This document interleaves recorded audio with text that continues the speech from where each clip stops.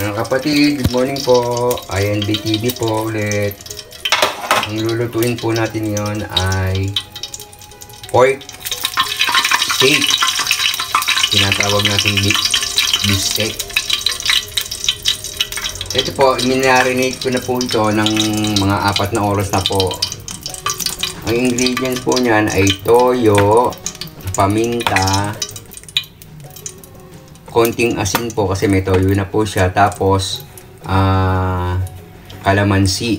So minarinate ko po siya ng 4 na oras na po, binabad na po natin.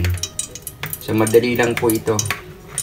So una po muna, ipipritos po na muna natin. Ang ginamit ko po, pork chop. Pwede po kayong gumamit ng pork loin, pork tenderloin, pwede rin po. Kaya beef po, pwede rin po beef tenderloin, beef sirloin. Depende po sa inyo kung ano po ang gusto niyo pong i-prepare sa inyong mga anak.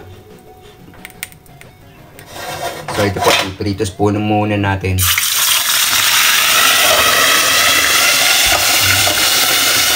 Ayan. Mga kapatid, na-iprito na po natin yung ating pork chop. Yung ginamit ko pong mantika, nagpritusan ko po ng pork chop kasi sayang naman po kung itatapon natin. Kumulang po ako ng konti. So ang ginawa ko po, in-slice ko na po para hindi po mahirapan yung mga bata. So ito pong ating pinagmarinatan, hindi po natin itatapon. Ito po ang gagawin po natin, pinakasabaw niya. Timplado na po to.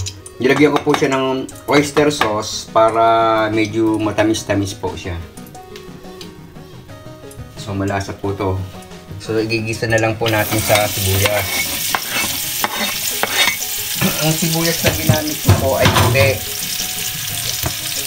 Depende po sa inyo kung gusto po nyo yung pulang sibuyas, pwede rin naman po. Nasa sa inyo po. Ako po, ang ginamit ko po yung white onion na tinatawag nila.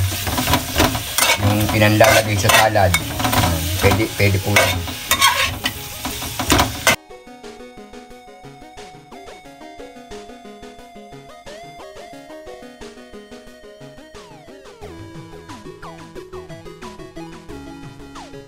Mamam po tayong pagkain sa ating hapagkainan.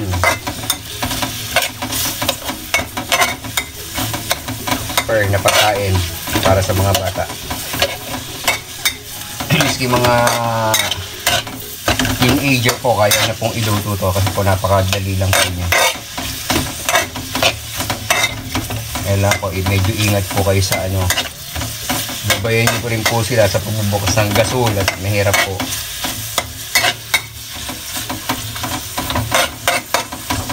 Gagawin nyo pa rin po sila. Pero ito po yung pinakamadaling pagkain na lutuin. Kaya lang po natin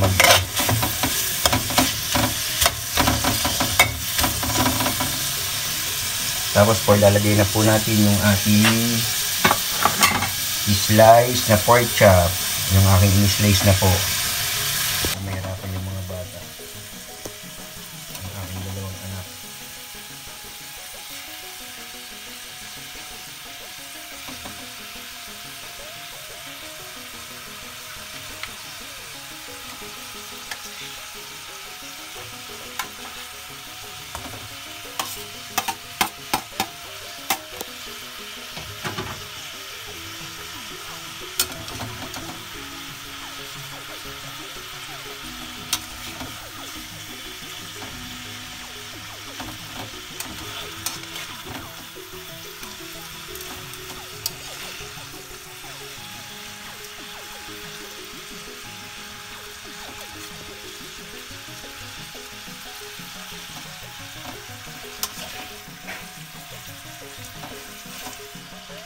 Ngayon po, yung pinagmarinatan po natin, ilalagay po natin bilang pinakasabaw niya. Ayan, yung pinakasabaw niya.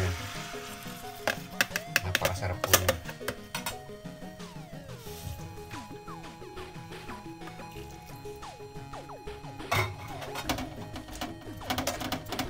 So, hintayin lang po natin kumulo. Maya-maya po ulit.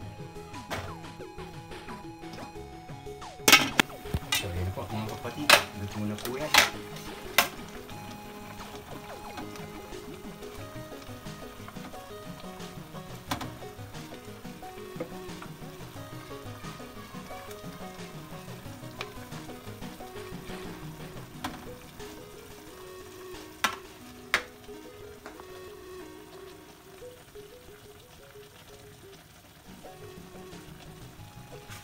So yan na po yung ating